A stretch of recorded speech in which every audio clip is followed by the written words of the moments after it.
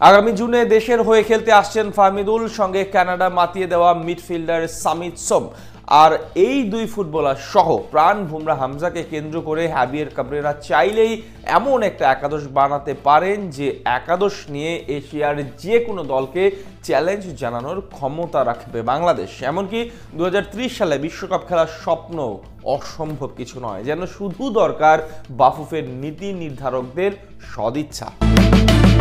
Football একা খেলা যায় না, খেলতে হয় 11 জন মিলে। তবে কখনো কখনো একা একজন ফুটবলার গড়ে দিতে পারেন পুরো ম্যাচের ভাগ্য, যেমন করে ভারতের বিপক্ষে একাই লড়াই চালিয়েছিলেন হামজা চৌধুরী। কখনো রক্ষণ, কখনো মধ্যমাঠ, তো কখনো আক্রমণে উঠেছেন, কিন্তু শেষ পর্যন্ত ফিনিশিং ব্যর্থতায় জয়ের স্বপ্নভঙ্গ বাংলাদেশ ফুটবল সমর্থকদের। তবে সে ম্যাচে ফাহমিদুল ইসলাম থাকলে গল্পটা হতেই পারত অন্যরকম। 3-4 গোলের জয় দেখতে পারত বাংলাদেশ ফুটবল প্রেমীরা। কিন্তু সেই ফাহমিদুলকেই 23 জনের স্কোয়াডে রাখেননি হাবিয়ের কাবরেরা। এই তরুণ তুর্কিকে দলে না রাখার কারণ হিসেবে ব্যাখ্যা দাঁড় করা হয়েছে ফাহমিদুলের বয়স কম, অথচ প্রায় ওই একই বয়সের ফুটবলার মেহেদী হাসান শ্রাবণ ঠিকই ছিলেন জাতীয় দলের স্কোয়াডে, কিংবা 18 বছর বয়সী চন্দন রায়ের মতো আনকোড়া মিডফিল্ডারকেও মাঠে নামানো হয়েছে অভিজ্ঞ জামাল ভুঁইয়াকে রেখে। তাই তো ফুটবল সমর্থকদের মাঝে ফাহমিদুল ইস্যুতে অনেক প্রশ্নই দানা বেঁধে আছে এখন পর্যন্ত। তবে সেসব প্রশ্ন অথবা যুক্তি সবকিছু ভুলে তাকাতে হবে সামনের দিকে, নিতে হবে নতুন চ্যালেঞ্জ, নতুন করে শুরু করতে হবে বাংলাদেশের ফুটবল। আর নতুন অধ্যায়ে বাংলাদেশ আগামীতে পেতে চলেছে এমন এক দল, যে দল নিয়ে সম্ভব পুরো এশিয়ার যে কোনো দলকে চ্যালেঞ্জ জানানোর।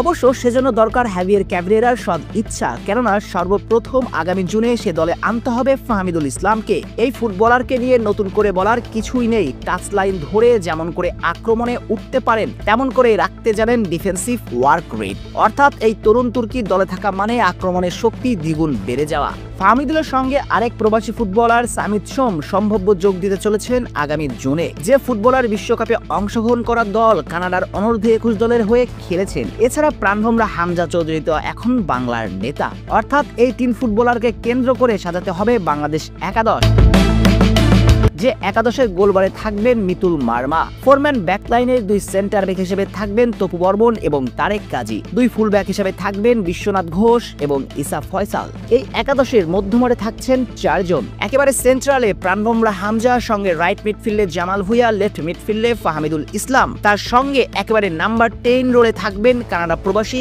সামিত সোম। এই মিডফিল্ড যে হবে এশিয়ার সেরা মিডফিল্ড সেটা বলার অপেক্ষা রাখে না। আর ফরওয়ার্ড লাইনে থাকবেন 2 জন। সেক্ষেত্রে একাদশে জায়গা করে নেবেন রাকিব হোসেন এবং বাংলার স্পাইডারম্যান খ্যাত আল আমিন। সঙ্গে সুলিভান ব্রাদাররাও যোগ দিতে পারেন বাংলাদেশ দলে।